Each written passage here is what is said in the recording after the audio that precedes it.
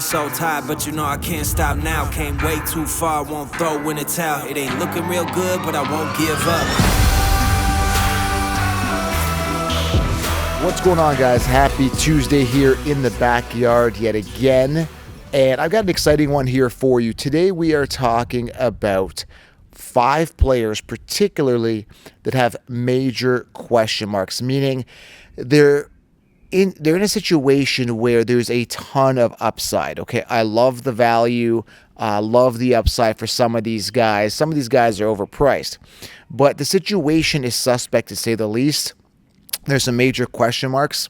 And, the big question is, should you draft these guys? Okay, again, very suspect situation, pretty big names. Not all of them have massive names, but they're pretty big. And again, relatively high draft capital on some of them. So 5 players that have major question marks. Now, again, I'm sitting here in the backyard, a little bit of a cool morning here in the Northeast. So you got me wearing a jacket here today, but the sun's coming out, starting to warm up. And I like doing these backyard podcast as of late. It's just nice to come out here, get some vitamin D, enjoy the day, and come out here and get out of that studio setting once in a while. So it's been nice. Hopefully you guys are enjoying it. Hopefully you guys like the new intro as well. And I've got a lot of big surprises coming to you guys this year. It's going to be really exciting. Big stuff coming this year. So hang on to your seat, guys. Make sure you're subscribed. And it really helps the channel, guys, if you just smash that thumbs up. It takes 2 seconds of your time. Hit the thumbs up button. It really, really helps, guys. Thank you. And finally, if you haven't got it, 16 round drafts, so you should make sure you secure the solution and you will secure the championship, guys. Secure it now. I've linked it below. Sleepers, breakouts, optimal players drafted each round. Cheat sheet, everything is there for you on a silver platter. So secure the solution. I've linked it below, and use code SMASH to save. Okay, so let's dive into this. Who are the big question marks here in this year's draft? Now, there's a ton of question marks. Now, typically with a player, if there's a lot of question marks, I'll just go ahead and fade them. I won't draft a person with major question marks, but these guys are draftable for the most part. But again, I got so many question marks. Okay, let's start off with the first player here. The guy I'm talking about here is Tony Pollard. Now, Tony Pollard is in this ideal situation where he can and should be the workhorse running back. Now, they drafted Deuce Vaughn, who happens to be the son of one of the top scouts with the Dallas Cowboys. And there's lingering talk of Dalvin Cook, who's a free agent at the time of this recording. Now, things may change. And you say, well, Joe, why are you talking about Dalvin Cook? He's on Miami now. Yeah, okay. He may end up on Miami. He may end up on the Cowboys. I don't know. At the time of this recording, there's lingering free agents like Kareem Hunt is out there, right? Leonard Fournette. We got Zeke Elliott is out there, right? Maybe he comes back to the Cowboys. But there is a bunch of free agents, veteran guys that are out there. And again, I'm not sold on Pollard being the workhorse guy. He was a backup to Zeke for years, 193 attempts last year, and he got hurt. His leg got hurt. Was it a fibula? I believe a fibula injury. And that's with him not carrying the full workhorse load, right? And again, Deuce Vaughn. Deuce Vaughn was actually a workhorse in college, even though he's small. He's like 5'5", 160, 70 pounds. He's a bulldog, and he runs in tackles, in between, up the middle, runs to the side, catches the ball in the backfield, good speed, strong, low center of gravity. He is ultra elite. He's a good football player, this Deuce Vaughn guy. So if they give Deuce Vaughn the volume, this is a guy that can handle it. Now, everybody's drafting Pollard round 1, but there's, again, the question marks. Is Deuce Vaughn going to get the workload? Are they going to bring in, another veteran running back like a Kareem Hunt or something like that, or Dalvin Cook? These are all question marks you should be asking before you invest in Tony Pollard round 1. Also, can Tony Pollard handle the load? That is a big question, and I'm not convinced that he can. So to me, I'm just going to go ahead and fade Tony Pollard. Too many question marks. And again, there's a ton of players like Keenan Allen and, with his age and just so many other players. Saquon Barkley with his contract. So many players I can get into that have question marks that I'm just going to fade unless things happen. Like, I'm not drafting Saquon unless I know his contract is secure and he's good to go, right? So, I just want to talk about guys that, that I may still consider drafting, but, we may not get clarity on them. So, again, Pollard is one of those guys. In this case, I will not be drafting. Be careful because, again, he's very expensive. He's not proven to be a true workhorse running back, and he's got tons of question marks. And the biggest one is, can he handle the workload? That's a question you got to answer yourself. I believe he cannot. He was a backup for years, okay? Second player here, guys, player number 2. Player number 2 that has a lot of question marks is Kenneth Walker. Now, Kenneth Walker was a guy that I was going to consider making my 1.01 going into the season, but I had that one question mark late season last year. Now, I was the only one that told you draft Kenneth Walker, avoid Rashad Penny last year. Everyone was telling you Penny because they're Consheepsis, and that's why you don't listen to the Consheep. That's why you get 16 rounds. That's why I subscribe to this channel. But, I was a big Walker fan. Then he tweaked his ankle or whatever it was. He ran to the sideline. It was a non-contact injury. Then he missed a game or two at the end of the season last year. And I was pissed. And I actually said, Kenneth Walker, you're a wuss. Get on the field. He ended up blocking me. And now, going into the season, I was still liking him. I'm like, there's tons of upside. The opportunities there with the Seahawks. And the Seahawks go ahead and do the unthinkable and draft Zach Charbonnet, who could have been an RB1 on any team if given the volume and opportunity, and they draft him. He's a workhorse in his own right. Now, he is on the Seahawks. This looks to be like it's going to be a committee. And maybe it's something that the Seahawks know that we don't, where literally that maybe Kenneth Walker could be injured, could be dealing with some sort of injury that we don't know about, or they're just keeping under wraps, or he's injury prone and they saw it the same way I saw it last year with that weird injury, or they just want to beef up their RB core, which again makes sense, but why get a guy so early in round 2? I mean, you drafted a round 2 guy last year in Walker. Why do it again? Very high draft capital for a guy that, they're not going to use. They're obviously going to use Charbonnet, and that really pushes Kenneth Walker down to the 4th round. So when I look at a guy like Kenneth Walker, I'm just going to go ahead and fade him. Too many question marks, and the biggest one is, why would the Seahawks draft a guy in the 2nd round? You could say, again, to beef up your RB core. Very possible. Let me know what you guys think below. Or is it the fact that they do not believe in Walker being the guy? Or do they just want to go 1-2 punch? So many question marks there. It just makes me feel uncomfortable. So I'm going to go ahead and fade him. Bust potential, fantasy football bust potential there with Walker. But his ADP has dropped to a reasonable amount, reasonable area in around round 3 to 4. But, I'm going to go ahead and fade him, okay? Let's keep going on with the question marks. Like I said, Saquon Barkley is not going to be what I'm going to talk about here, but that's a bonus one here for you. He's got to secure a contract. Do not draft unless he's secured the contract. But the guy I really want to talk about here is Jahmyr Gibbs. Now, listen, this is a guy that's got question marks, but I will consider drafting as my RB2. He's coming off as early as round 2. I just did a mock draft round 2 for Jahmyr Gibbs.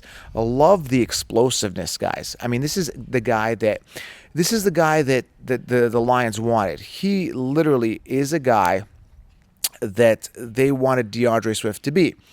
So when I look at a guy like this, I'm thinking explosiveness, opportunities there. Now, the problem is, aside from the question mark of he's a rookie and, is he going to get the volume? Is David Montgomery's there? Again, going back to, is he going to get the volume? Montgomery is there. If Montgomery is there, he was the wide RB1 on his team for years, 200-plus attempt guy. Is he going to be a thorn? Is he going to be the RB1? Who's going to prevail? Now, again, you're investing a 2nd, 3rd round pick on Jahmyr Gibbs, but the question mark is Montgomery. If Montgomery goes down, look for the moon for a guy like Jahmyr Gibbs. But again, we don't know that. That's a big question mark. So, another thing is you're investing a 2nd, 3rd round pick on a guy who's a rookie with Montgomery there. It's high draft capital. That's another question mark. So, listen, I love Jahmyr Gibbs, but make sure he's not your RB1. Some people will go, Jefferson, come back and get Gibbs round 2 or even round 3 and not secure an ace running back before that's guaranteed the volume. You want to secure your ace running back before you go ahead and secure Jahmyr Gibbs. All right, guys? So big question marks surrounding him. Now, let me give you guys 2 wide receivers here, too, that also have question marks. Now, again, if you've not subscribed, make sure you guys click the subscribe button. I know a lot of people watch the channel but haven't subscribed. Guys, this is the Line Mentality channel. We don't do cookie cutter copy and paste here. It's outside the box thinking, advice that actually helps you win. So smash thumbs up, subscribe, and comment below. Let me know which player you think has a lot of question marks. Love to get your feedback. Make this interactive, guys. Comment below. Okay, wide receiver here that's got question marks is Drake London. Now, listen, I love Drake London, a 2nd-year player. They didn't go and draft a wide receiver early. They drafted Bijan early. Love Bijan. And you look at a guy like Drake London, top prospect. I think he was drafted 8th overall last year in the 2022 draft. Going into 2023 fantasy football, you got a guy who's primed for workhorse volume, workload volume. He's got a workhorse in the backfield in Bijan. So again, I'm excited about Drake London. The biggest question mark comes up is Desmond Ridder. Is he up to the test? This is a guy that was a 3rd round pick by the Falcons. Is he enough? Is he good enough to be the guy to feed Drake London consistently, effectively, and on a high level? This is the big question mark. And again, Drake London, you're looking at his ADP is fluctuating. You're looking at like 4th round. Again, it depends on your league, how many people in your league, stuff like that. But Drake London is a guy I like a lot. And he is that value wide receiver you can get without investing early round capital. He's a wide receiver one on his team that could really get the volume. The biggest question mark, and this episode's about question marks and boom bust type scenarios, is he going to thrive with Desmond Ridder? That's the biggest question mark that lingers in my head when I'm looking at a guy like Drake London. Now, they had a little bit of time last year and last season to kind of build that rapport. Is that going to continue? And that is something that I ask myself, when I'm looking at a guy like Drake London. This is why you got to make sure you have a backup plan for a backup plan and continually have depth at every position, okay? So he's a big question mark, okay? Now, let's talk about the last guy here that's got a question mark. Again, if you're new to the channel, make sure you guys click the subscribe button. Make sure you guys leave a thumbs up. Very, very important. All right. Last guy here, and again, there's so many guys with question marks. Khalil Herbert there with the new rookie Johnson acquired. You got, like I said, the Seahawks backfield. There's so many question marks. Austin Eckler, will he decline this year? The wide receiver core with Keenan Allen. Keenan Allen's a question mark player. There's so many players that are question marks. Again, if there's a lot of question marks surrounding a player, make sure you fade them because, when you're in doubt, don't. But if it's 1 or 2 question marks, there's a high ceiling. You may want to still consider that player. And that's the guy I'm talking about right here is Christian Watson. Now, Christian Watson showed flashes of greatness last year with Aaron Rodgers. He dropped the pass early last year. And, he's kind of like given the cold shoulder by Aaron Rodgers. And later on this season, really started to turn it up. Aaron Rodgers started believing in him, became like a touchdown monster. But when you look at a guy like Christian Watson, you got to ask yourself, is he really a true wide receiver one? And then you got Jordan Love. Is Jordan Love a really good quarterback, right? This is a big question mark. Now, they got in Dobbs. They drafted a new guy. There's a lot of question marks here. I mean, could it be Dobbs? Could it be Watson? Could it be the new rookie? Again, Watson is slated as the one, but again, he's looking at a 4th to 5th round pick on him. I'm thinking about this one, and I don't feel warm and fuzzy simply because Watson has not proved he's a true wide receiver one, and then you've got Love, who's not proven he can be a true quarterback one that can get the ball consistently to Watson. That being said, I still think there's a high ceiling here. If he's sitting there in the fifth round as your wide receiver 2-3, maybe roll the dice on him. I mean, why not? He is primed to be in a good position. Obviously, the Packers believe in Love. He's been, on the bench for years behind Aaron Rodgers. There could be something there, but again, as of right now, it's really suspect and really questionable on whether Christian Watson is going to thrive this year, okay? So there you have it, guys. 5 players with a lot of question marks, and this is what you should be asking when you draft any players, like, do I trust him? How's the situation look? If he's a wide receiver, who's throwing the ball? If he's a running back, who's in the committee with him? How much volume is he going to get, right?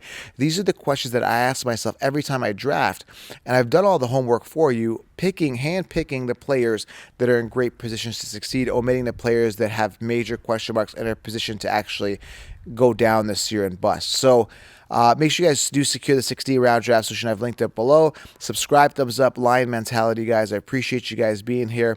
And, guys, it's going to be a big season, and, I'm really excited. A lot of question marks, again, at quarterback, and I keep imploring people, listen, when you're looking at quarterback this year, anchor your team with an ace quarterback because there's a lot of rookies coming in. C.J. Stroud, right? Anthony Richardson, all these guys coming in. Russell Wilson, is he going to bounce back? Aaron Rodgers, new team.